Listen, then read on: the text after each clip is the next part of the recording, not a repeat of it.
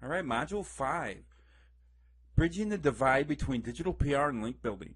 This is an important module to me because hopefully by now, if you've seen the first 4 modules of this training, the Golden Prospect Training, what I taught is pure PR.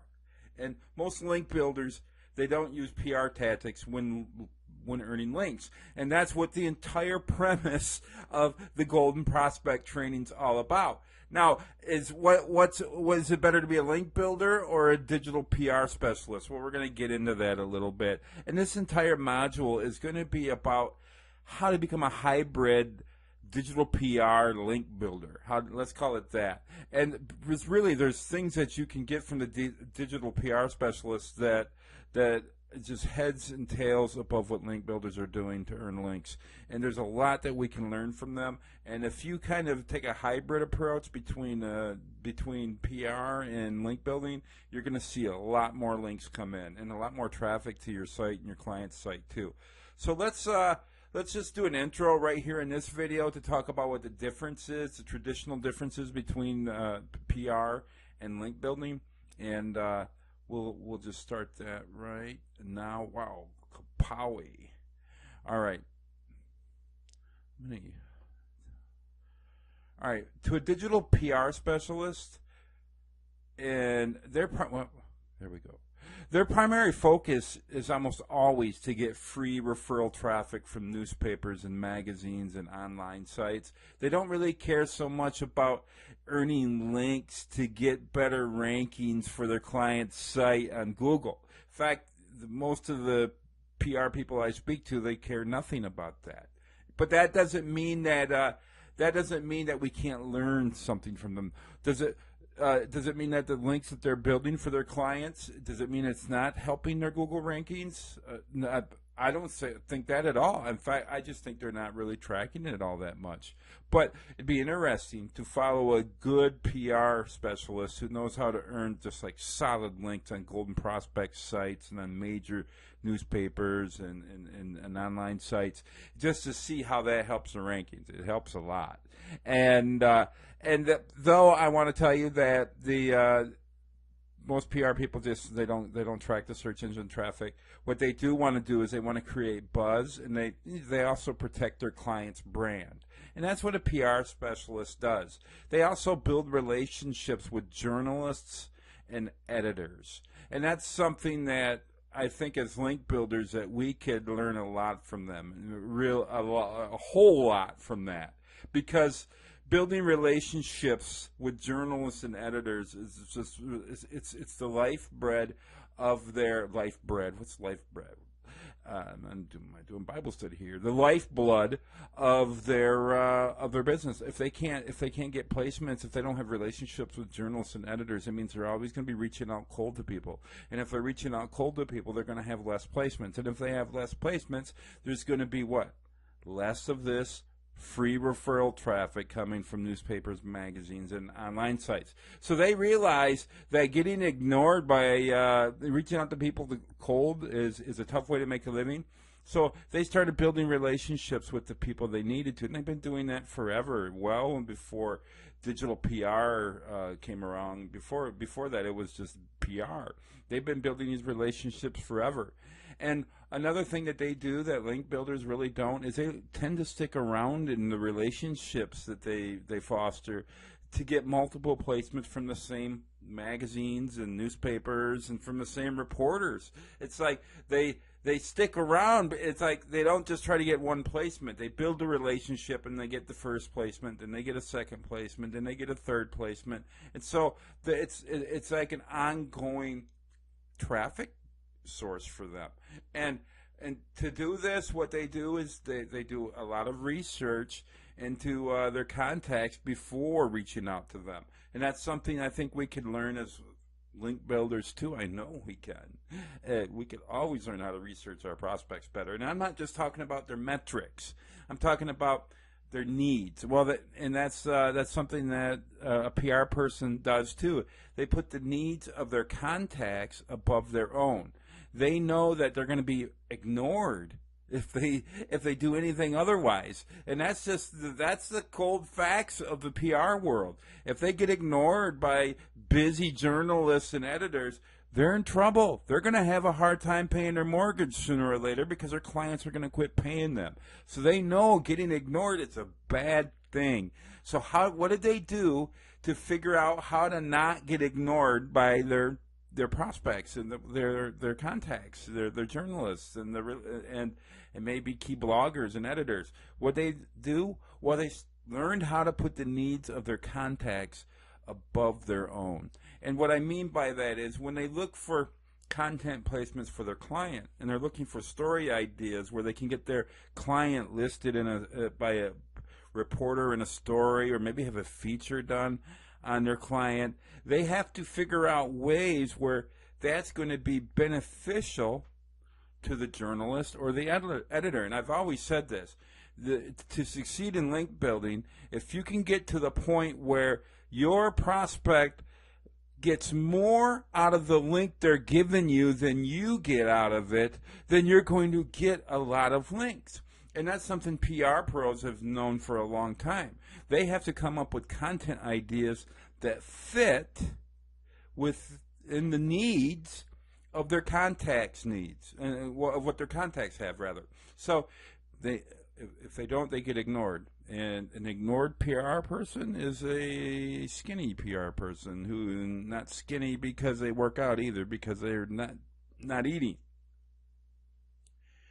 And so that's why they don't like to be ignored. Link builders, for some reason, well, we'll get into link builders in a minute.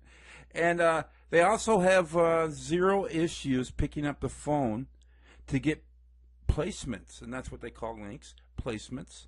And so if they get their client mentioned or a feature done on, say, the New York Times or in a major newspaper, there may not be any links involved with it, but it's a placement, and they know their client's going to get buzz and traffic. And there's that referral traffic I talked about. But they have zero issues picking up the phone. They live to follow up. And that's, I think those are the key features of somebody who's really good in PR, even a junior, even somebody just starting out with 2 weeks training, in-house training, digital PR specialist, is probably better equipped at earning links than a veteran link builder who's been doing it for 2 years. Serious. And that's what this module is all about. It's going to help you to become more of a digital specialist, a PR specialist, so you can kind of incorporate that.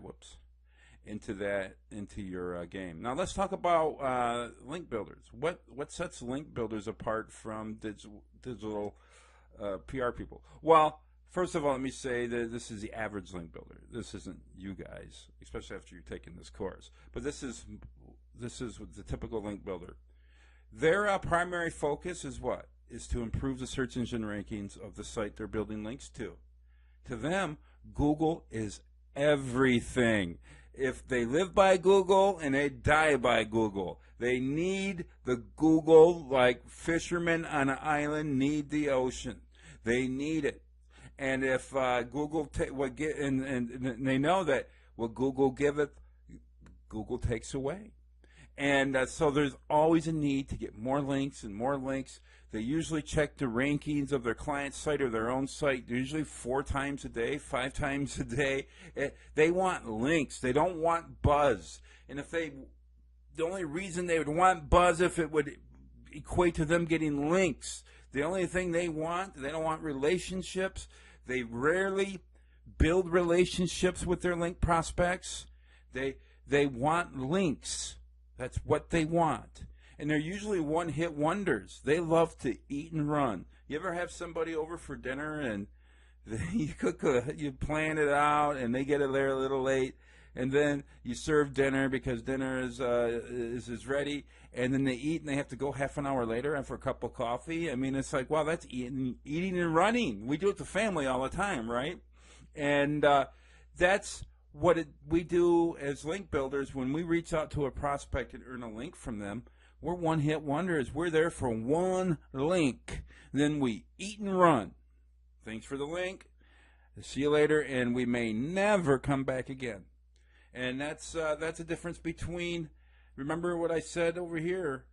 Digital specialists, PR specialists, pardon me, they tend to stick around in relationships to get multiple placements on the same platform. They stick around. They stick around because it works for them. And link builders, on the other hand, we love to eat and run, so we don't build the relationships up with our link prospects. That's a shame, and that's something I'm really, really am trying to enforce throughout this entire training. Is a bad habit. You can build relationships with your link prospects. You can get more than one link from them. You can get their endorsements even, and referrals, and lots of good things if you build relationships up with them. So, yeah, we love to eat and run, right, as link builders. Now, another thing that the average link builder doesn't do, or I want to say the majority of link builders don't do, is they don't look for angles that put their link prospects' needs above their own. And that's remember what I said. How can you, if you can make your link prospect value the link they give you more than you value it yourself, you're going to have a better chance of earning a link from them. So if you're not looking for angles that puts their needs ahead of yours, well, what's going to happen? Well, the PR person knows what's going to happen. They put all the needs of their contacts above their own because they know they're going to get ignored if they don't do that. And they don't like to be ignored. Link builders, on the other hand, we don't seem to mind getting ignored. We'll just send out some templated follow-up messages and then find some more links, lists, emails to send out to. And then it's like faceless. So there's no rejection. And to really succeed in anything, there has to be an element of rejection. And that's my take on why link builders I try to keep everything automated, is they're trying to reduce rejection. And that's why they don't do their research. That's why they don't bother to even find the person's name, and they just flood out as many emails as they can. They're in a hurry to score a link, and they rush through the entire process with like automation and templates that are they copy and paste every prospect. It's just they're rushing. They're not taking their time. They rarely pick up the phone. There's no genuine follow-up efforts, which is a shame because most links are earned on the follow-up. So if you're not following up, if you're not following up, you're losing out on opportunities. A lot of opportunities. That could be your biggest problem with earning links, is if you're not following up properly. But there's a difference between a PR specialist and a link builder.